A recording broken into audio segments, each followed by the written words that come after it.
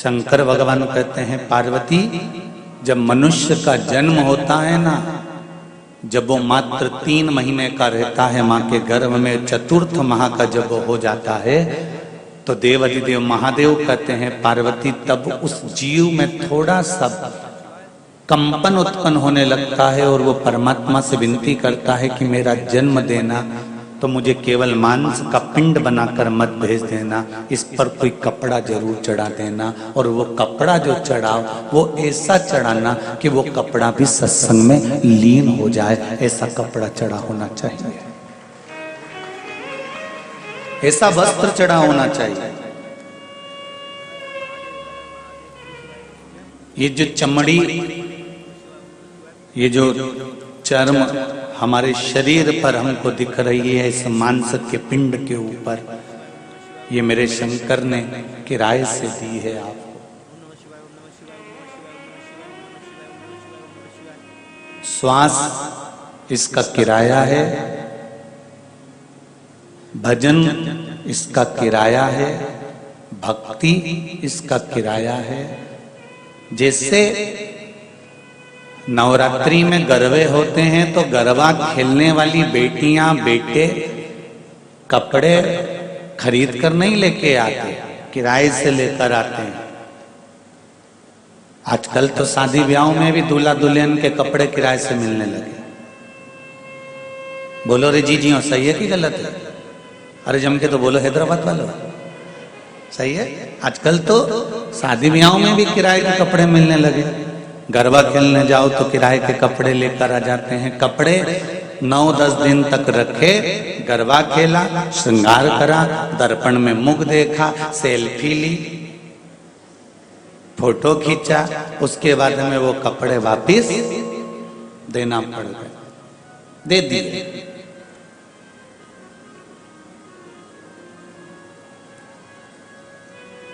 अब जो तुम लहंगा खरीद के लाई थी वो 10-12 जगह से फट गया, तो कपड़े वाला तुमसे कुछ बोलेगा कि नहीं बोलेगा? ईमानदारी से बोलो रे, बोलेगा ना? इतना महंगा लहंगा और ये फट गया है, 10 जगह से तुमने बेकार कर दिया है, इसके इतने मनके निकल गए हैं, इसका चार्ज अलग से लगेगा। उसी तरह फिर अलग से चार्ज देना पड़ा। उसी तरह ये जो इस पिंड के ऊपर, मांस के लोंदे के ऊपर जो चमड़ी चढ़ी है, ये भगवान का दिया हुआ वो प्रसाद है, वो किराए की खोल है जिसको परमात्मा ने चढ़ा दिया। और ये किराए का जो खोल है, ये अगर सही तरह से वापिस नहीं जाता, ये वापिस वैसा कि वैसा ही नष्ट हो जाता है। तो परमात्मा कहते हैं कि इसने पूरे कपड़े की डिजाइन बिगाड़ दी, इसको फिर जन्म दो, फिर वापिस जन्म दिया जाता है, फिर वापिस भेजा जाता है। पुनरपि जननम पुनरपि मरणम, बार बार जन्म देकर, बार बार मृत्यु के प्रपंच में डालकर फिर पुनः भजन करवाया जाता है। परंतु वापिस लेकर देकर उस किराए के उस कपड़े को हमको वापिस करना होता है। उसी तरह ये संसार सागर में आकर हमको भी वापिस जाना होता है। और परमात्मा कहता है कि इसका सही उपयोग करो।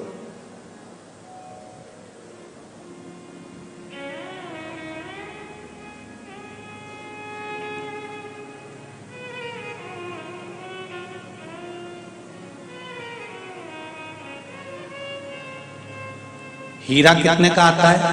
लाखों का, करोड़ों का। दर्पण कितने का आता है?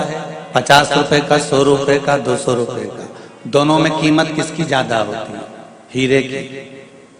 पर हीरा पहनने के बाद सबसे ज्यादा जरूरत किस चीज की पड़ती है? अरे बोलो जम के, दर्पण की। वो 50 रुपए का दर्पण तुम्हारे हीरे की कीमत को साक्षी बनाता है कि तेरे चेहरे पर, तेरे कान पर, तेरी नासिका पर, तेरे सिर पर, तेरे गले में अच्छा लग रहा है। भले वो करोड़ों का हो गया, पर दर्पण जब तक तुम्हारे सामने नहीं होगा तब तक उस हीरे की कीमत तुम समझ नहीं पाओगे कि तुम्हारे पास आने पर कितनी है। उसी तरह शरीर भगवान ने दे दिया, पर इस हीरे की कीमत जब समझोगे, जब किसी शिव महापुराण के दर्पण में जाकर बैठोगे, तब समझ में आएगा कि हीरे की कीमत कितनी। ये शिव महापुराण की कथा नहीं है, ये दर्पण है।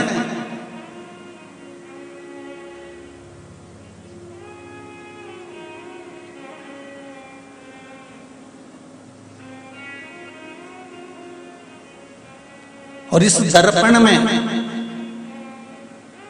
शिव महापुराण में जब हम जाकर बैठते हैं तो उसमें हमारे इस मानव शरीर की कीमत मालूम पड़ती है कि यह मनुष्य का शरीर कितना कीमती है।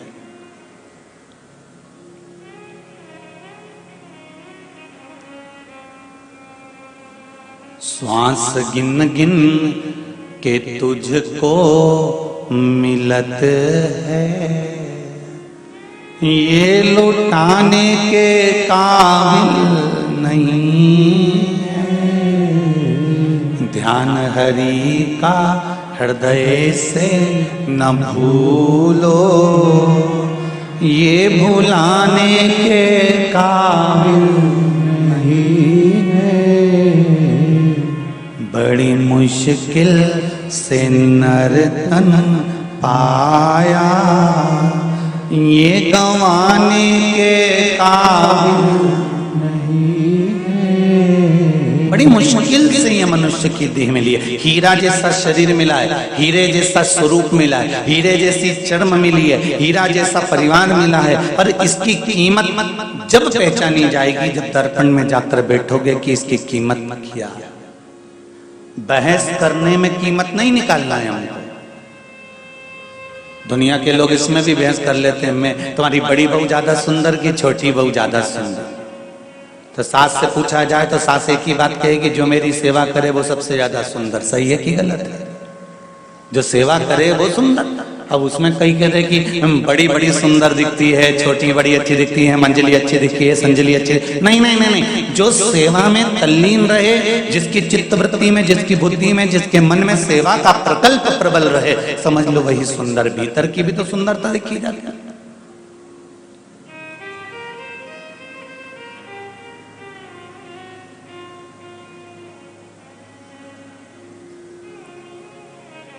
और नहीं तो मालूम पड़े भीतर की सुंदरता ना हो। एक नई नवेली बहू आ गई, सास ने पूछा तुम्हें सब बनाना आता है बेटा? हाँ मम्मी सब आता है मेरे को। आइसक्रीम बना लेती हो? हाँ मम्मी। जब बना ले बेटा।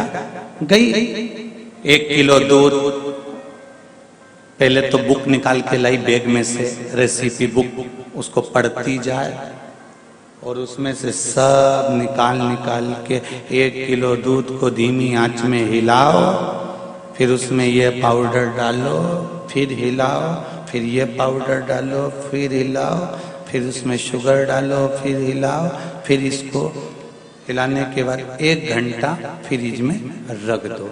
और उस बहू ने पूरी रेसिपी तैयार करी, बुक अपने पेटी में रख दी। 1.5 घंटे के बाद सास फ्रिज खोली और पानी पीने के लिए गई तो आवाज लगाया, बहू ओ बहू। बहू दौड़ कर आई, हाँ मम्मी। ये फ्रिज में घंटा किसने रखा? बहू बोली, मम्मी मैंने रखा। क्यों? क्योंकि पुस्तक में लिखा था 1 घंटा फ्रिज में रखो।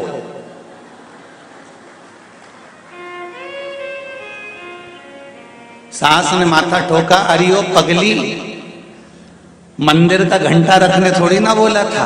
जो तूने वो गोल तैयार करा था उसको 1 घंटा फ्रिज में रखना था, और तू चली तो मंदिर का घंटा फ्रिज में रखकर आ गई। तो इस हम कह दे कि सास कह दे कि बड़ी बहू अच्छी है कि छोटी अच्छी है कि मंजली अच्छी है कि संजली अच्छी है, जो सेवा में तल्लीन है वो अच्छी है।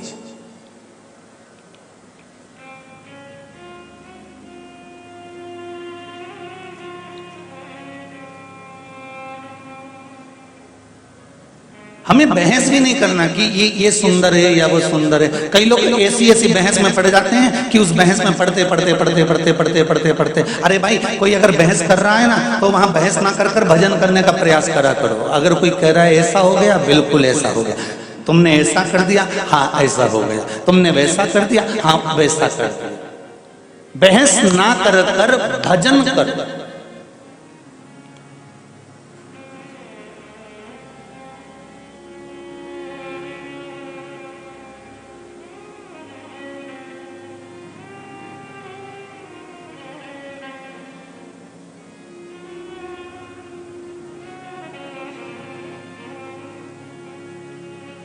भजन में चित्त तो लगाओ। बहस ना कोई कहे कि हाथी उड़ता है तो उससे कह दो हाँ भैया बिल्कुल तुम सही कह रहे हो। अभी कल की बात है, मैं जब खिड़की के बाहर कपड़े सुखा रहा था तब तार पे हाथी बैठा था। अगर कोई कह रहा है तो मान लो, ठीक है। अब उसको समझाओ नहीं भैया हाथी नहीं उड़ सकता, तो फिर उसको बहस करने से कौन सा मतलब। अभी किसी ने कह दिया था बीच में फेसबुक पे यूट्यूब पे खूब चला कि सियोर वाले महाराज इतना उपाय बताते हैं बेलपत्री वाला, और उनका छोरा राघव 8वीं में फेल हो गया। तो हमने कहा ठीक है, हाथी तार पे बैठा, उसमें कौन सी दिक्कत वाली बात। पर एक बात कहना चाहूंगा दिल से, हृदय से, व्यासपीठ से जितने भी इस शिव महापुराण के छोटे छोटे जो उपाय जो शिव महापुराण में, स्कंद पुराण में, पद्म पुराण में, अग्नि पुराण में, नर्मदा पुराण में, लिंग पुराण में, ये सारी पुराणों में जो छोटे छोटे भाव लिखे जाते हैं, अगर इसको व्यक्ति दिल से करता है तो ये दिल से कहता हूं कि उसकी कामना पूर्ण जरूर होती है, पूर्ण जरूर होती है।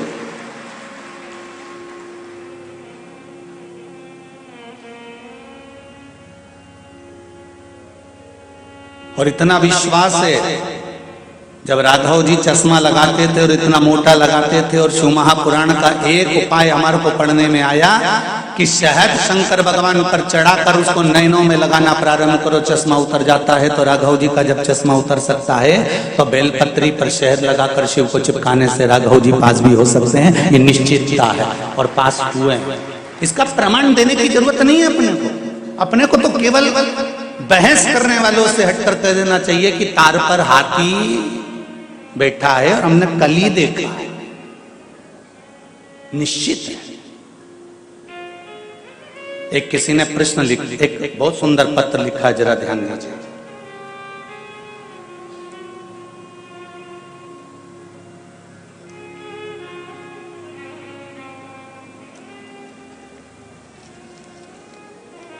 देखिए, राजलक्ष्मी सारड़ा, रामंतापुरा, हैदराबाद से हैं। कहीं बैठी हो तो हाथ जरूर उठाइएगा। आप ही हैं? दोनों हाथ हिला दो एक बार। हर हर महादेव। राजलक्ष्मी सारड़ा, रामंतपुरा, हैदराबाद। श्री शिवाय नमस्तुभ्यम। श्री शिवाय नमस्तुभ्यम। बाबा की महिमा का क्या गुणगान करूं। मैं बाबा से, मेरी रीढ़ की हड्डी में फ्रैक्चर आने के कारण मैं बेड रेस्ट में थी। उसी समय आपकी कथा का पता चला। मैं जनवरी महीने से बारंबार आपकी कथा सुन रही हूं।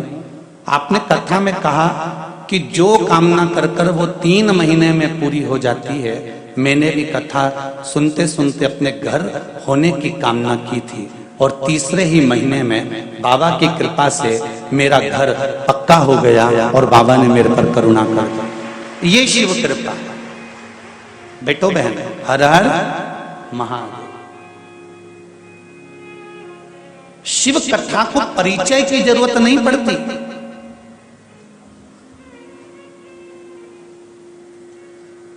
शिव कथा तो जो दिल से श्रवण करता है, हृदय से सुनता। कल हमारे हरिद्वार वाले जजमान दोनों आए हुए हैं। कल जब मिलने के लिए वहां पधारे तो उनके शब्द थे, गुरुजी शिव महापुराण की कथा करवाने के बाद व्यक्ति के हृदय को क्या मिलता है हम अपनी वाणी से गुणगान नहीं कर सकते। ये इनके शब्द थे। क्या मिलता है शंकर की कथा से, क्या प्राप्त होता है शिव की कथा से, कितना हृदय चित्त को। और ये बाहेती परिवार से भी कहूंगा, आप कथा करवा रहे हो, बड़ी बड़ी सुंदर सुंदर व्यवस्था आपने करी है, बड़ा आनंद का विषय रखा, इतना बड़ा पंडाल, वो भी एसी का आपने यहाँ पर लोगों के आनंद के लिए एसी का पूरा पंडाल रखा, इतनी भरचक गर्मी में इस पूरे आनंद के साथ आप कथा करवा रहे हो। मेरा निवेदन है आप दिल से, हृदय से, चित्त से, मन से, वृत्ति से शिव की आराधना करो। और जितने लोग इस पावन कथा को सुन रहे हैं, चाहे वो आस्था चैनल के माध्यम से सुने, फेसबुक यूट्यूब के माध्यम से सुने, चाहे इस पंडाल में बैठकर सुने, जिस समय आप इस पंडाल के अंदर प्रवेश करें उस समय आपके हृदय में यह बात रहना चाहिए कि मैं शंकर से मन लगाने, दिल लगाने, मैं शिव से अपने दिल की बात बोलने के लिए आई हूं। और मेरा विश्वास है कि 3 महीने में मेरा देवाधिदेव महादेव उसको पूरा करेगा जरूर, ये निश्चितता है।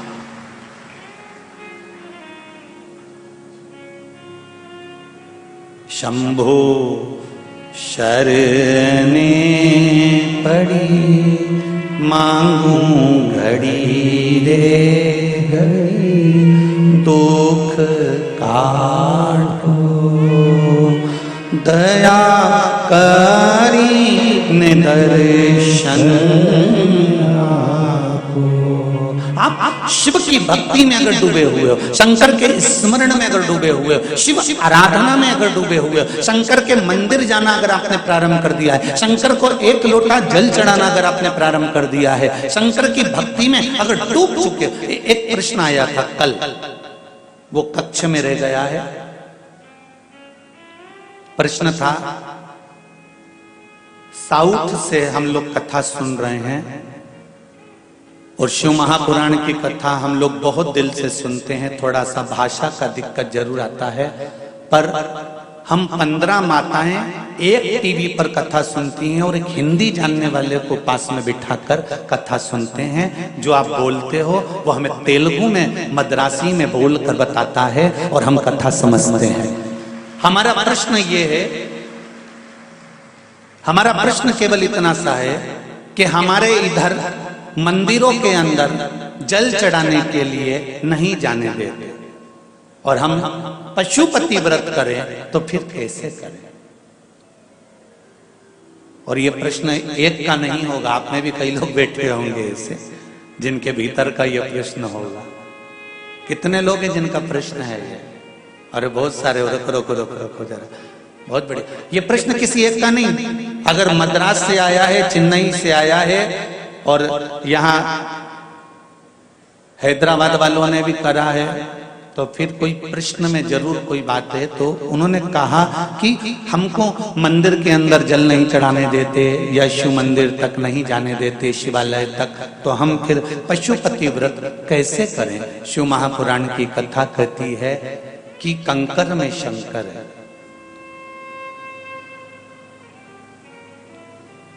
एक काम करिए, बेलपत्री के वृक्ष के नीचे तो जल चढ़ा सकते हो।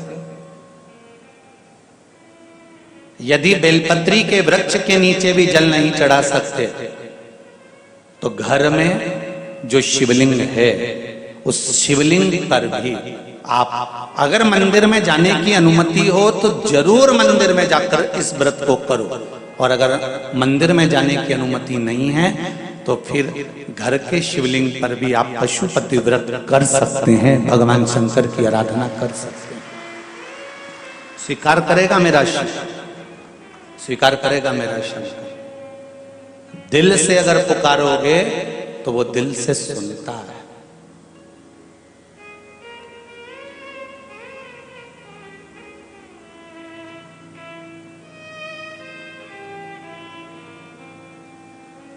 कितना सुंदर कहा है कि मंदिर के अंदर भी नहीं जा सकते तो मंदिर के बाहर से भगवान का दर्शन कर लो। मंदिर के बाहर से भी दर्शन ना मिले तो उसकी चौखट का दीदार कर लो। चौखट पर भी नहीं जा सकते तो मंदिर के शिखर का दर्शन कर लो। शिखर दर्शनम सर्व पाप नाशनम। शिखर का दर्शन हो जाए उतना ही बहुत है, और वो भी ना मिले तो जिस गली में मेरा शंकर का मंदिर हो उस गली से निकल कर ही चले जाना, उतने में भी तुम्हारा कल्याण निश्चित है। मात्र उसके द्वार से निकल कर चलेगा।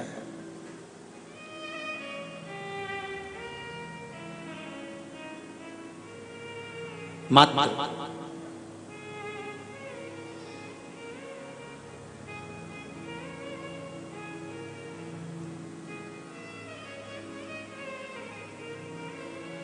कोई कहता है मेरे महबूब में चांद नजर आता है। शिव महापुराण कहती है कि मेरा महबूब तो एक ऐसा है जिसके मस्तक पर ही चांद रखा नजर आता है। कोई साधारण हो सकता है शिव?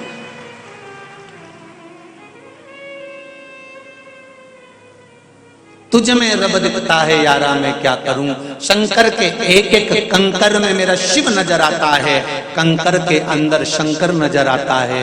जब उसके जिस गली में, जिस नगर में, जिस मोहल्ले में, जिस क्षेत्र में, जिस कॉलोनी में जहां शंकर का मंदिर है, उसके सामने से निकल कर जाने पर भी सुख की अनुभूति हो जाती है। भगवान स्वीकार कर लेता है कि इसने मेरे मंदिर का मात्र दीदार ही कर लिया, दर्शन ही कर लिया, बहुत है उतना, बहुत होता।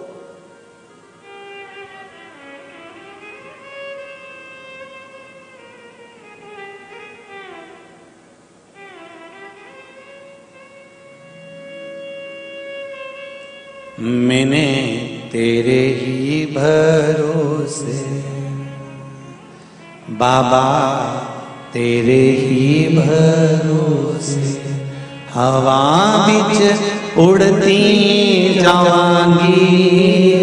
बाबा डोर हत्तो छठी नामे कटी जावांगी। भोले मैं तेरी पतंग, शंभू मैं तेरी पतंग, हवा बिच उड़ती जावांगी। बाबा डोर हत्तो छठी ना में कटी जावांगी। महाराज विदुर जी महाराज की धर्म पत्नी पारसंवी, क्या नाम था विदुर जी की पत्नी का? जम के बोलो जल्दी। पारसंवी बोलो जरा, जम के बोलो। पारसंवी विदुर जी की धर्म पत्नी। थोड़े बहुत जो कंपटीशन होते हैं ना, जैसे मुंबई के माहेश्वरी समाज द्वारा बहुत अच्छे अच्छे कंपटीशन होते हैं, अग्रवाल समाज द्वारा कंपटीशन होते हैं, अच्छा लगता है। उसमें ऐसे प्रश्न, वहां से खबर आती है कि गुरुजी कोई प्रश्न ऐसे लिख के भेजो और उसका उत्तर लिख के भेजो जैसे हम हमारी समाज में पूछें, और उसका उत्तर ढूंढने में इनको आनंद आए, समय लगे, और फिर जब रिजल्ट आए और हम उनको जब पुरस्कार करें तो हमको भी गौरवता महसूस हो कि कोई चीज दी गई। उसमें ये प्रश्न आना चाहिए कि विदुर जी की धर्मपत्नी, दुनिया के लोग कहते विदुरानी विदुरानी विदुरानी विदुरानी विदुर जी की पत्नी, उसका नाम क्या है? वो तो विदुर जी थे तो विदुरानी कर दी तुमने, डॉक्टर की डॉक्टरनी कर दी, मास्टर की मास्टरनी कर दी।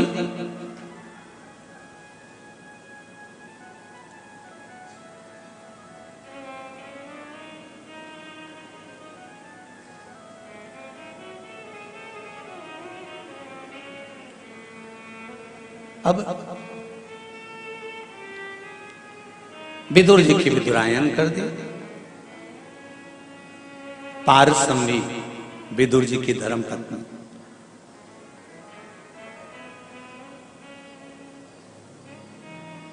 प्रतिदिन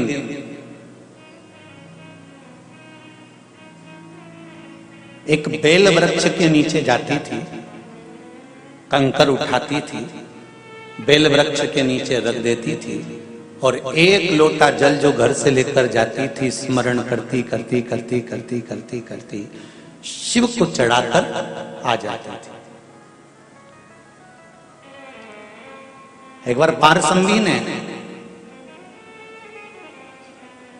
जब जल चढ़ाकर लौट कर आई तो विदुर जी ने पारसंवी से पूछ लिया,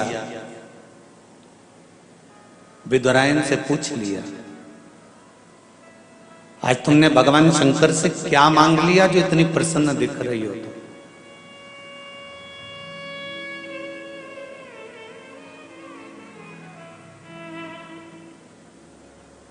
कई लोग कहते हैं टीवी के सामने बैठकर अगर आस्था चैनल पर कथा सुन रहे हैं और गुरुजी बोलते हैं 3 महीने में पूरी हो जाएगी, तो क्या टीवी के सामने बैठकर दिल से कथा सुनने पर पूरी होती है? तो वो बहन जी से पूछना, उन्होंने भी हमको यहाँ नहीं देखा होगा, ना हम उनको मिले होंगे। टीवी के माध्यम से कथा सुनी होगी और वहीं पर बैठकर मांगा होगा। दिल से कहो तो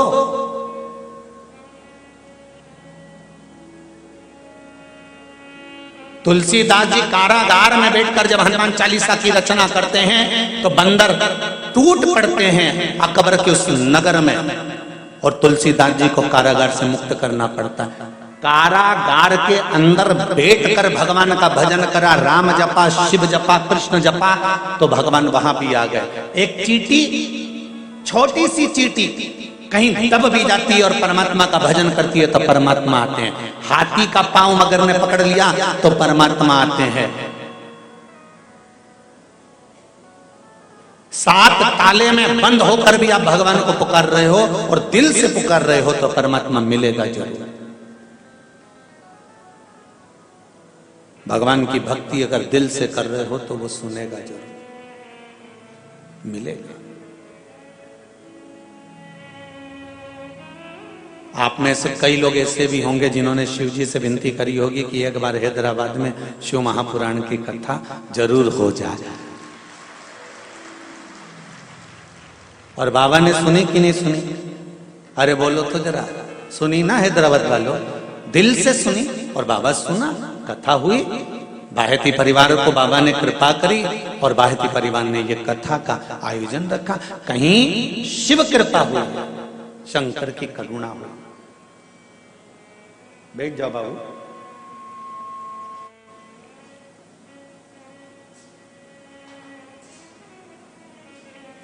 शिव कृपा होती है, शिव करुणा करते हैं, तब कोई सुख का अनुभव होता है।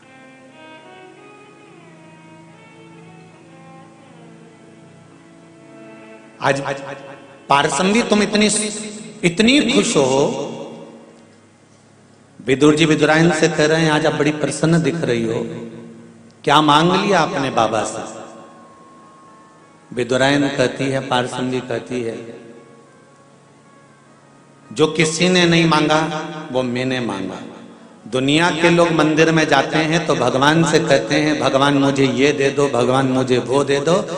विदुरायन कहती है आज मैंने भगवान से कह दिया कि जो तुम्हारा सबसे श्रेष्ठ भक्त हो, जो तुम्हारी आराधना दिल से करता हो, उसकी सेवा करने का मौका मुझे दे दो। पारसमदी कहती है जो तुम्हारा श्रेष्ठ भक्त हो, जो तुम्हारी सेवा दिन रात करता हो, दिल से करता हो, दिखावे से नहीं, हृदय चित्त से करता हो, उसको मुझे सेवा का मौका दे दो।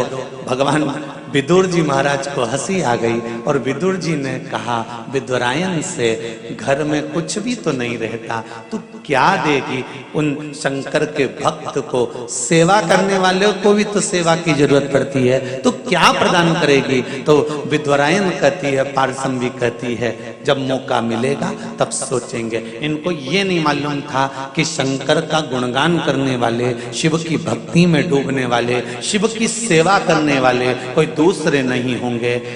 विदुर जी को मालूम नहीं था कि दुर्योधन ने 56 भोग बनाकर रखे थे, ढेर सारे पकवान बनाकर रखे थे, और जिसके घर में वीआईपी पार्टी होती है व्यक्ति वहां जाना पसंद करता है, पंगत में भोजन करना पसंद नहीं करता। अगर भगवान कृष्ण चाहते तो वीआईपी पार्टी में चले जाते, भगवान कृष्ण चाहते तो दुर्योधन के घर चले जाते, भगवान कृष्ण चाहते तो 56 भोग खाने चले जाते, भगवान कृष्ण चाहते तो 56 मेवा पकवान पाने के लिए चले जाते। पर उन्होंने 56 भोग त्याग दिए और जो विदुरानी ने मांगा था कि शिव के सेवक, शंकर के भक्त की सेवा मुझे करने का मौका मिले, और कृष्ण दौड़कर विदुरानी के घर चले जाते हैं, ये शिव कृपा से मिलता है।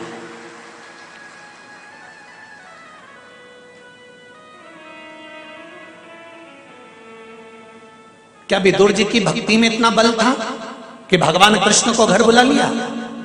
अगर कोई आपसे प्रश्न करे कि विदुर की भक्ति में बल था कि भगवान कृष्ण विदुर जी के घर पर गए, कि विदुरायन में बल था कि भगवान शंकर कि भगवान कृष्ण विदुरायन के घर गए, तो आपको कहना पड़ेगा कि पारसंवी विदुरायन का वो बल प्रबल था, पारसंवी विदुरायन का वो हृदय चित्त प्रबल था, जो शंकर से कहा था उसको शिव को पूरा करना था, इसलिए 56 भोग छोड़ दिए और भगवान शंकर के वो परम आनंद करने वाले मेरे कृष्ण विदुरायन के दरवाजे पर जाकर पहुंच गए। और क्या मिला खाने के लिए? केले के छिलके।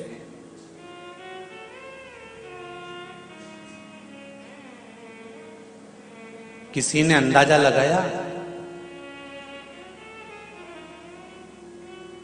जैसा भगवान वैसा भक्त।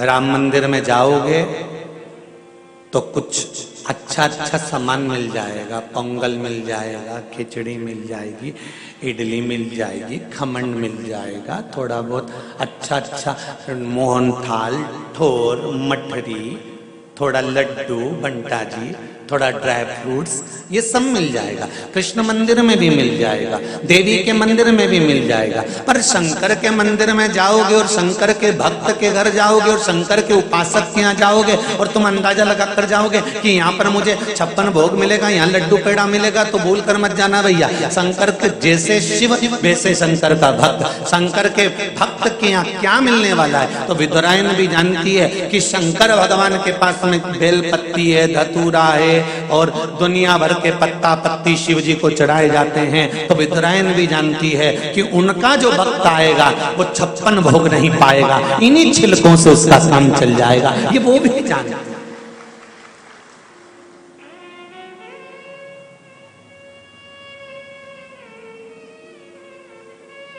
बहुत वीआईपी को बुलाओ ना तो वीआईपी जैसी व्यवस्था करना पड़ती है, साधारण को बुलाओ तो साधारण जैसी व्यवस्था करना पड़े। न जरूरत है ही क्या, आए खाए पिए मौज करे चल दिए।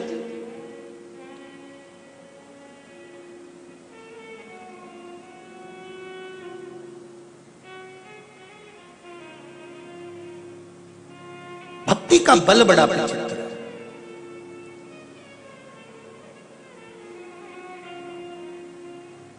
और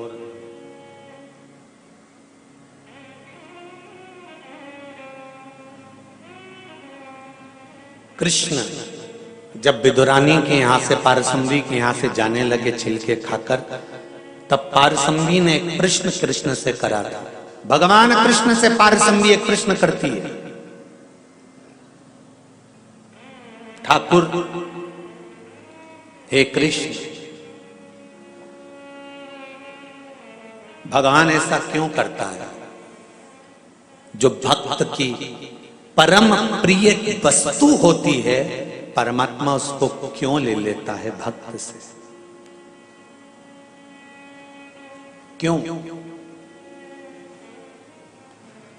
भगवान कृष्ण ने कहा, विदुरानी जी, ओ काकी, आप शंकर की भक्त हो, शिव की उपासक हो, शंकर पर एक लोटा जल चढ़ाती हो आप, बेलपत्री के वृक्ष के नीचे प्रतिदिन जाती हो आप,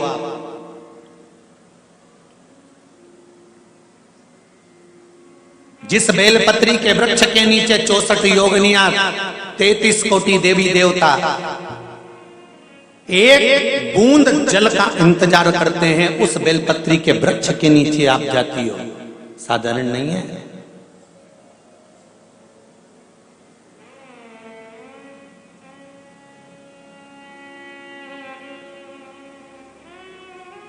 तीन तरह का बेलपत्र का वृक्ष होता है, बहुत सावधानी से सुनिएगा, नवग्रह शिव महापुराण कथा हैदराबाद को। एक बेलपत्री का वृक्ष आप खड़े होना आपके घुटने तक होगा, एक बेलपत्री का वृक्ष आपके कंधे तक होगा, एक बेलपत्री का वृक्ष आपके सिर से ऊंचा होगा। गौरी, कात्यायनी और महालक्ष्मी, तीन बेलपत्री के वृक्ष की अवस्था रहती है। कौन से बेलपत्री के वृक्ष से पत्तियों को तोड़ा जाता है? जम के बोलो जरा। कौन से बेलपत्री के वृक्ष से पत्तियों को लिया जाता है? गौरी से? बोलो जरा। नहीं। कात्यायनी से? नहीं। बेलपत्री की पत्तियों को लिया जाता है महालक्ष्मी से। किससे लिया जाता है? महालक्ष्मी से। जो तुम्हारे सिर से ऊपर हो, जिसकी छाया तुम पर पड़ रही हो, ऐसा वृक्ष, बड़ा वृक्ष होना चाहिए, जिससे पत्ती को लेकर जब हम शंकर भगवान को समर्पित करते हैं तो लक्ष्मी को जब हम लेकर आते हैं और भगवान शंकर को जब देते हैं और उस पत्ती को हम वापिस जब उठाते हैं तो भगवान महालक्ष्मी को अपने घर में प्रदान कर देता है। ऐसी वृक्ष से पत्तियों को लेना चाहिए। पर आज के जमाने में लोग इतने समझदार हो गए, बड़े वृक्ष से कौन पत्ती तोड़ने जाए, छोटे छोटे वृक्ष लगे, उन छोटे से वृक्ष में से पत्ती तोड़ ली, छोटी सी पत्ती तोड़ ली। अरे शास्त्र कहता है, यहां तक वर्णन करता है शास्त्र, अगर आपके घर में तुलसी का पौधा छोटा है तो वो कुमार अवस्था का होगा। वो तुलसी का पौधा जब घेर घमोर हो जाता है तब अखंड सौभाग्य को देने वाला हो जाता है। उसमें से पत्तियों को उतारा जा सकता है, उसमें से आप कोपल को उतार सकते हो, उसमें से पत्ती को आप उतार सकते हो। उसी तरह बेलपत्री के वृक्ष में भी जो वृक्ष लक्ष्मी महालक्ष्मी का तुल्य हो, उसमें से आप बेलपत्र को उतार सकते हो। छोटे छोटे वृक्ष की पत्ती को तोड़ना ये उसमें का है जैसे छोटी अवस्था की कन्या के साथ में अपशब्द कहना, ताने देना या उसको आड़ा टेढ़ा कह देना।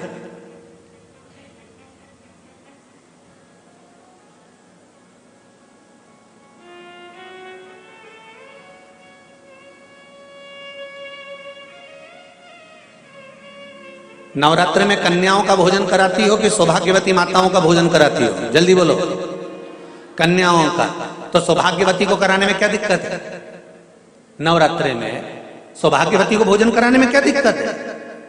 और दुनिया के लोग कहते हैं कि नवरात्र में कुंवारी कन्याओं का भोजन कराना चाहिए। और जब सौभाग्यवती माताओं का भोजन होता है, सुहागन करते हो, जब तुम्हारे घर में जब सुबासनी करते हो, सौभाग्यवती माताओं का भोजन करते हो, तब कुंवारी कन्या का भोजन कराते हो क्या? नहीं, उस समय सुहागन माताओं का भोजन होना जरूरी है। ये एक अवस्था होती है कि कब कुंवारी कन्या को भोजन कराना है, कब सौभाग्यवती को भोजन कराना है, कब बटुकों को भोजन कराना है, कब ब्राह्मणों को भोजन कराना है, कब ब्राह्मण के बच्चे को भोजन कराना है, कभी साधु संत सन्यासी तपस्वी साधक उपासक को भोजन कराना है। एक समय की अवस्था होती है। जैसे जिसकी पत्रिका में मंगल होता है, जिसकी राशि के अंतर्गत मंगल होता है और उसका विवाह नहीं हो रहा, या मंगल होने के कारण उसको तकलीफ आ रही है, या विवाह हो भी गया तो संबंध टूटने जैसा हो गया, कहीं कहीं अदालत में कार्रवाई चलने लगी, कहीं कहीं विवाद जैसी स्पर्धा उत्पन्न हो गई, कहीं कहीं विवाद सामने आ गया, तो उसको कुछ नहीं करना चाहिए। अगर बाजार जाए, अगर मूंगा किसी की अंगूठी में लगा हुआ हो, या मूंगा कहीं उसके घर में पड़ा हो, या मूंगे की माला पड़ी हुई हो, उस मूंगे का पानी, मूंगे को पानी में डाल दो और उसका पानी शंकर भगवान को मात्र 31 दिन तक लगातार चलाना प्रारंभ कर दे, अदालत में केस बंद हो जाएगा और पति पत्नी वापस एक जैसे हो जाएंगे, वापस जुड़ जाएंगे। और अगर विवाह नहीं हो रहा है तो मंगल राशि वाले का अगर विवाह भी नहीं हो रहा है तो मंगल विवाह आनंद के साथ पूर्ण होगा। ज्यादा भटकना, बस 31 दिन तक मूंगे का पानी, जो मूंगा आप लोग अंगूठी में पहनते हो, हाथ में पहनते हो, माला पहनते हो, उसी मूंगे को पानी में डालकर उसका जल शंकर को चढ़ाना प्रारंभ कर दो।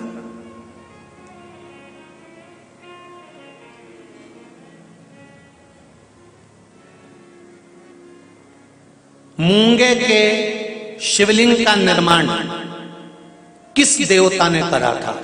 लिंग पुराण में आता है, शिव महापुराण में भी है। अगर आपके घर में गीता प्रेस गोरखपुर की शिव महापुराण की कथा हो तो उसमें भी पढ़िएगा कि किस किस देवता ने कौन कौन सा शिवलिंग का निर्माण किया है।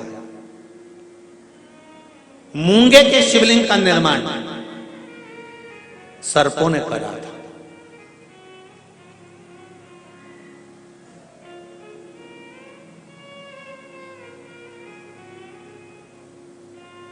जब शिवलिंग का निर्माण हुआ, पूजन हुई, शिवजी ने आकर आशीर्वाद प्रदान करा, तब सर्पों ने केवल एक बात मांगी थी कि हमारी इन सर्प कन्याओं ये सांप की बेटियां हैं, सर्प की बेटियां हैं, सर्प के पुत्र हैं, इनका विवाह कैसे होगा? कौन होगा जो इनसे विवाह करेगा? इन सर्प कन्याओं का, इन सर्प वरों का विवाह होगा कैसे? शंकर भगवान ने कहा तुम चिंता मत करो, तुमने मूंगे का शिवलिंग का निर्माण कर कर मेरी पूजन करी है। जब जब एक लोटा जल समर्पित होगा और जो हृदय से मुझे चढ़ाएगा, उस कन्या के विवाह का, उस वर के विवाह का भार मेरे माथे पर आ जाएगा और मंगल विवाह मैं करूंगा। ये शिव वचन है।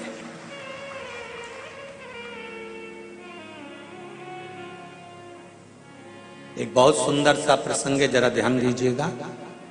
कई लोग कहते हैं हमारा गुस्सा कंट्रोल में नहीं आता, हम बहुत गुस्सा आता है गुरुजी। कोई कहता है मेरी बहू को गुस्सा आता है, कोई कहती है मुझे गुस्सा आता है, कोई कहता है मेरे बेटे को आता है, कोई कहता है मेरे बच्चे को आता है। गुस्सा कंट्रोल नहीं होता, अब शब्द निकल जाता है, ताने निकल जाते हैं, आड़ टेढ़ा निकल जाता है, आप शब्दों पर शब्द निकल जाते हैं। बाद में पछतावा भी होता है, बाद में दुख भी होता है, बाद में मन में सोचने में आता है कि ये क्यों हो गया।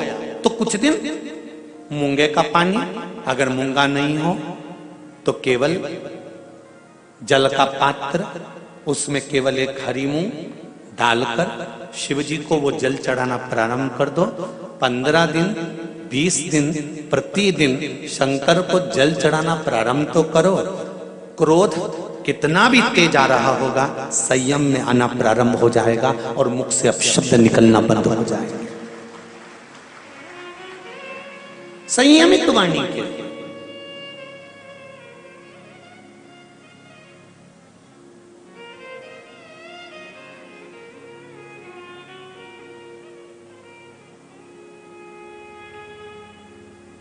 केवल शंकर भगवान की आराधना किस रूप में करना है, कैसे करना है, किस तरह से करना है, शंकर भगवान की पूजन किस रूप में करना है, किस तरह से करना है, हमको शिव महापुराण के माध्यम से ये सीखना है। क्यों? क्योंकि हम बहुत सी गलतियां करते हैं साहब। जरा जरा सी बात में अदालत में केस पहुंच जाता है, जरा जरा सी बात में पति पत्नी अलग हो जाते हैं, जरा जरा सी बात में भाई भाई अलग हो जाते हैं। कारण क्या है?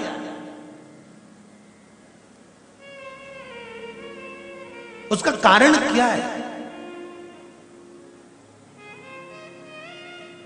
जेठानी को मालूम है मेरा पति कमा रहा है, देवरानी को मालूम है मेरा पति कमा रहा है, जेठानी को देवरानी को दोनों को मालूम है कि सास और ससुर की जो जायदाद होगी वो आधी आधी मिलेगी। फिर लड़ाई किस बात की है? फिर विवाद किस बात का है? फिर भाइयों में तकलीफ किस बात की है? फिर ननंद को मालूम है कि मेरे को भी एक दिन जाना है और भाभी को भी यहाँ पर रहना है, तो फिर ननंद और भाभी में विवाद किस बात का है? हमें बस ये समझना है कि लड़की अच्छी देखी, परिवार अच्छा देखा, कुटुंब अच्छा देखा, लड़का अच्छा देखा, परिवार अच्छा देखा, फिर विवाद किस चीज के लिए होता है? वो विवाद किसी दूसरी चीज का नहीं होता। विवाद केवल हमारे ग्रहों का, हम जो सोचते हैं, बहुत अभिलाषा लेकर आते हैं, वो पूर्ण नहीं होती तो तकलीफ आती है। उसको पूर्ण करने के लिए परिवार वालों पर जोर नहीं दिया जा सकता, उसको पूर्ण करने के लिए मेरे देवाधिदेव महादेव से कहा जा सकता है कि तेरे भरोसे पर यह कार्य किया, तेरे बल पर।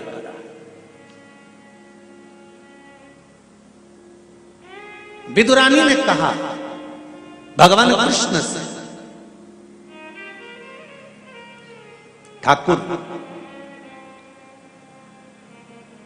एक बात आपसे पूछना है।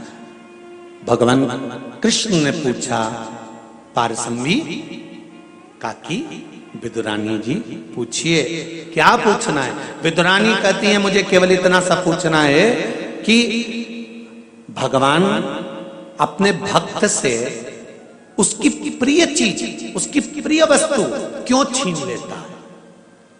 भगवान कृष्ण कहते हैं, पारसम्वी काकी जी, विदुरायन जी, जिस समय आपकी कोई चीज भगवान छुड़ा ले तब आपको नाचना चाहिए, खुश होना चाहिए।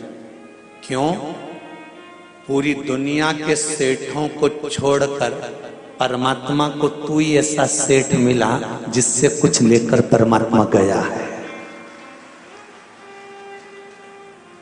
पूरी दुनिया के सेठों को छोड़कर परमात्मा को केवल तू सेठ मिला तेरे पास परमात्मा आया और तुझसे कुछ लेकर गया है।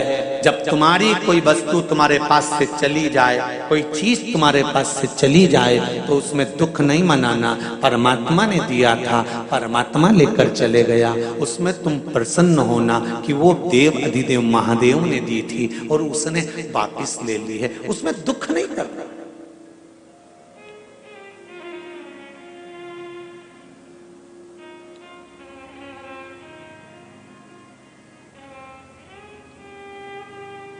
जब कोई मरता है ना